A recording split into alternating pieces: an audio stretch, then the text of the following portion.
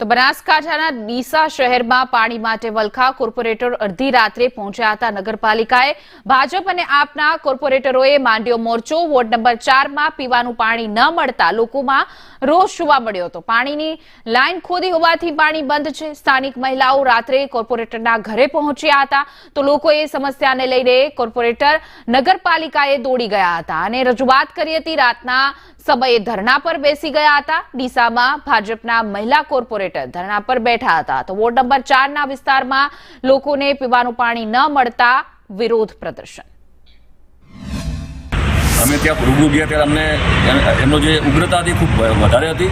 ન છૂટકે અમે અને અમારા સાથી સદસ્ય મોતીભાઈ બેન નીલાબેન નગરપાલિકા પહોંચ્યા અને કારણ કે ત્યાં અમે ઊભા રહેવાની શક્યતા છે કે ત્યાં પાણીની માંગ છે તો કોઈ પણ ભોગે અમને પાણી આપો। કેટલા દિવસથી નથી આવતું પાણી? છેલ્લા 4 દિવસથી જે ત્યાંની 4 ગળીઓ છે 4 ગળીમાં પાણી ગયું નથી, એક ટીપું પાણી ગયું નથી। ત્યાં પરિસ્થિતિ એવી છે કે ત્યાં ટેન્કર જઈ શકે એવી પરિસ્થિતિ નથી એટલે કોઈ પણ ભોગે જે વાલ બગડ્યો છે વાલ તાત્કાલિક રિપેર થાય અને રિપેર થાય તો જ લોકોને પાણી મળે। એક જ એક એનો હલ છે।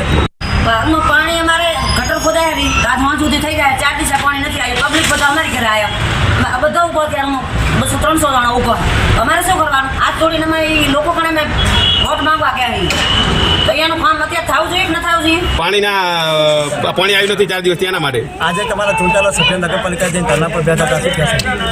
એ એમના પાણીના પ્રશ્ન આવીને ધરણા પર બેઠા હતા। હવે શું કહેવા માંગે? હજુ પાણીનો નિકાલ ક્યારે આવશે? એમ આવશે ક્યારે? હજુ લોલીપોપ આપવાની વાતો કરે છે અને આ ભૂગર્ભ ગટર લાઈન નાખે એના ભેગી જે પાણીની પાઇપ જાય છે એ ભેગી ચણવાની વાત કરે છે અને જે કોન્ટ્રાક્ટર રહ્યો એ હજુ ગોળ જવાબ આપે, હજુ કોઈ સ્પષ્ટ જવાબ આપતો